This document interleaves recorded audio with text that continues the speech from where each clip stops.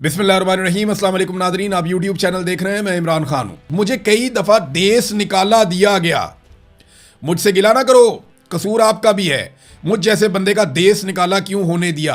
देश निकाला का मतलब होता है कि ज़बरदस्ती पाकिस्तान से निकाल कर बाहर भिजवा दिया। तो कुल मिला के नवाज शरीफ साहब कई मरतबा पाकिस्तान से बाहर गए हैं, लेकिन 2 मरतबा ऐसा हुआ जिसको जिलावतनी वो कहते हैं।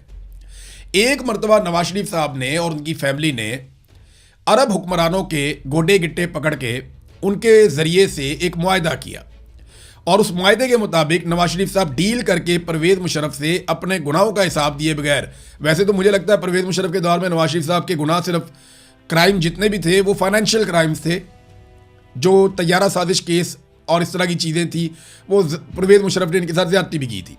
बहरहाल नवाज शरीफ साहब उस वक्त डील करके पाकिस्तान से बाहर गए थे। आपको देश निकाला नहीं किया गया, आपको जिला वतन नहीं किया गया, आप खुद पाकिस्तान छोड़कर पाकिस्तान से बाहर चले गए थे मियाँ साहब। एक तो ये हो गया। दूसरी मरतबा आपने इजाज़त मांगी, आपकी फैमिली ने इजाज़त मांगी, आपने स्टाम्प पेपर अदालत में लिख कर दिया, मिलिट्री एस्टेब्लिशमेंट से आपने डील की, इमरान खान साहब का आप लोगों ने तरला मिन्नत किया, इमरान खान ने तरस खा के आपको जाने दिया। दूसरी मरतबा आप ऐसे गए, तो लोग कैसे आपको रोकते मियाँ साहब? जाने वाला तो चला जाता है, जाने वाले को कौन रोक सकता है? कोई कैसे रोक लेता आपको जब आपने डील ही कर ली? एक दफ़ा आपने मुशर्रफ से डील कर ली, दूसरी दफ़ा आपने बाजुए से डील कर ली, तो 2 मरतबा डील करके आप पाकिस्तान से बाहर निकल गए। अब आप लोगों को कहते हैं तुमने मुझे क्यों जाने दिया? क्यों लोग जाके आपके जहाज़ के टायरों की हवा निकाल देते?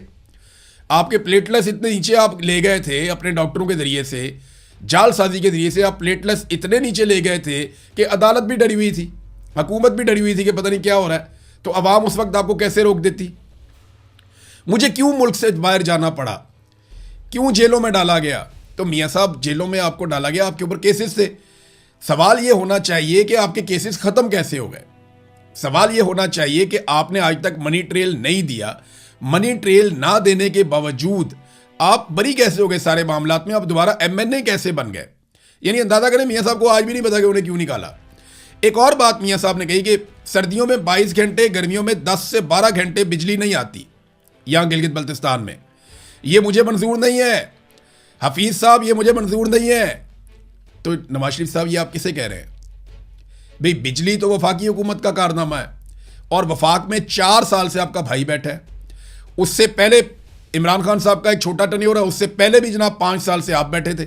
उससे पहले आपका जो पार्टनर है आसिफ अली जरदारी 5 साल वो बैठा था, और उससे पहले कोई 8 साल वो आदमी बैठा था जिसके साथ आप डील करके गए थे, और उससे पहले भी आप थे, उससे पहले आपके पार्टनर थे, उससे पहले आप थे, उससे पहले आपके पार्टनर थे।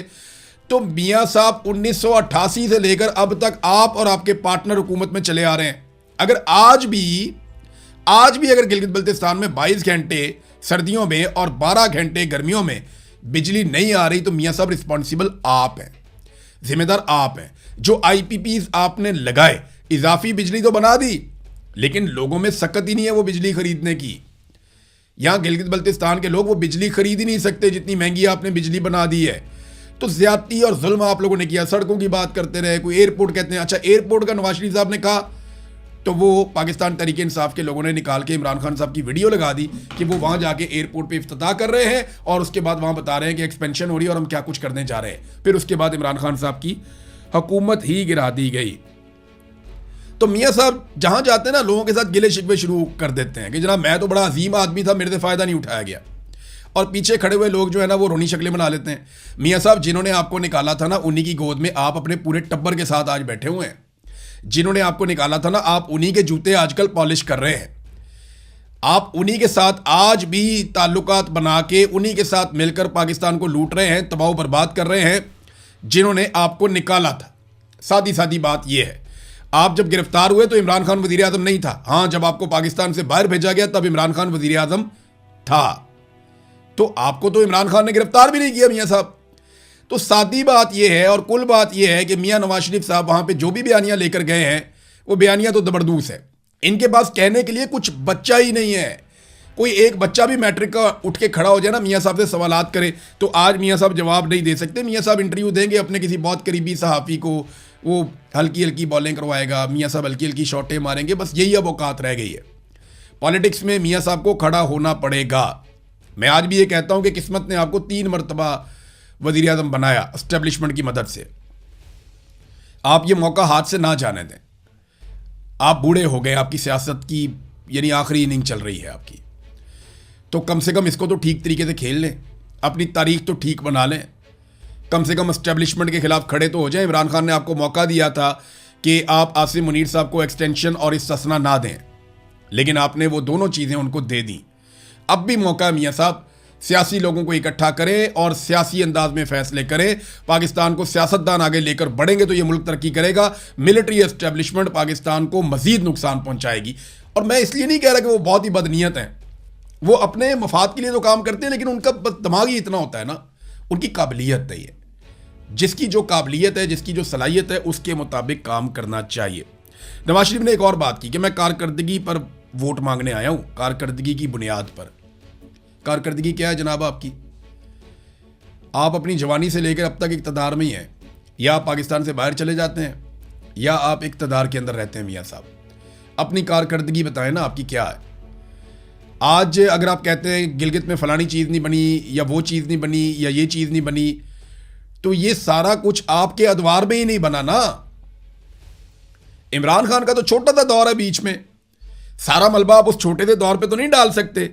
लिहाजा अब इनके पास इतना भी कुछ नहीं बचा कि ये इमरान खान पे इल्ज़ाम ही लगा दें। नादरीन, हाँ, दूसरी तरफ एक और ख़बर है कि अडियाला जेल के बाहर अभी जब मैं वीडियो रिकॉर्ड कर रहा हूँ, इस वक्त भी वहाँ से डेवलपमेंट आ रही है कि अलीमा खानम, उनकी बहनें, सुहेल अफरीदी, उनकी कैबिनेट के कुछ लोग और उनकी पार्टी के कुछ लोग और कुछ कारकुन वो अडियाला जेल के बाहर फिर से पहुँच गए हैं और वहाँ जाकर उन्होंने एहतजाज शुरू कर दिया।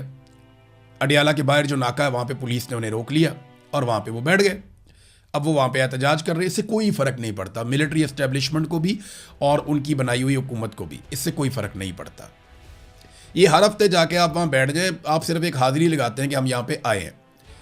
जब तक आप लाखों लोगों को नहीं निकालेंगे तब तक कोई फ़र्क नहीं पड़ेगा। सुहेल अफरीदी साहब ने अपना मौका बहुत हद तक ज़ाया कर दिया। मैं ये नहीं कह रहा कि अब उनके पास बिल्कुल चांस नहीं है, मैं ये भी नहीं कह रहा कि अब वो कोई तहरीक चलाने के काबिल नहीं है। हाँ, मैं ये कह रहा हूँ कि उनके पास जो मौका था उन्होंने बहुत हद तक ज़ाया कर दिया। सुहेल अफरीदी के आने के बाद नौजवानों को एक एनर्जी मिली थी, उन्हें इकट्ठा किया जा सकता था, लाखों नौजवानों को साथ जोड़ा जा सकता था, लेकिन सुहेल अफरीदी की तवज्जो दूसरी चीज़ों पर चली गई। बहरहाल वो फिर वही मुतालबात कर रहे हैं जी, इमरान खान से मुलाकात करवाई जाए, उनका इलाज करवाया जाए। ना मुलाकात, ना इलाज, ना रिहाई, कुछ भी नहीं। ये सारी चीज़ें आसिम मुनीर साहब ने नहीं देनी जब तक पाकिस्तान की अवाम लेगी नहीं।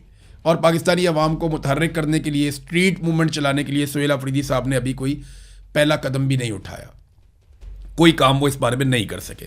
हाँ, एक और दावा उन्होंने किया, इसकी तस्दीक हो जाएगी आने वाले वक्त में। उन्होंने कहा जी कि सरप्लस बजट हम नहीं दे रहे, हम बैलेंस बजट दे रहे हैं, यानी जो पैसा हमें वफाक से मिला हमने सारा आवाम पे खर्च कर दिया है। ये उन्होंने दावा किया। ये भी पता चल जाएगा 2-4 दिन में, समझ आ जाएगी। लेकिन उन्होंने कहा जी अपनी तवज्जो वफाकी बजट की तरफ रखें, उससे पाकिस्तान को फ़र्क पड़ेगा। हमारा बजट हम जाने, खैबर पख्तूनख्वा की आवाम जाने। नहीं जनाब, ऐसे नहीं होगा। इस तरह तो वफाकी हुकूमत भी हमें ये कहेगी कि बजट हम जाने और हमारी आवाम जाने। मीडिया कौन होता है पूछने वाला या सवाल करने वाला? हम उनसे भी सवाल करेंगे, आपसे भी सवाल करेंगे। अगर आप पैसा कौम का ज़ाया करेंगे तो हम आपसे भी पूछेंगे, हम उनसे भी पूछेंगे। आप सारे लोग आवाम को जवाबदेह हैं और मीडिया सवाल उठाने में हर जगह पे हक बजानिब है। अब तक के लिए इतने, अपना ख्याल रखिएगा, अपने चैनल का भी। अल्लाह हाफ़िज़।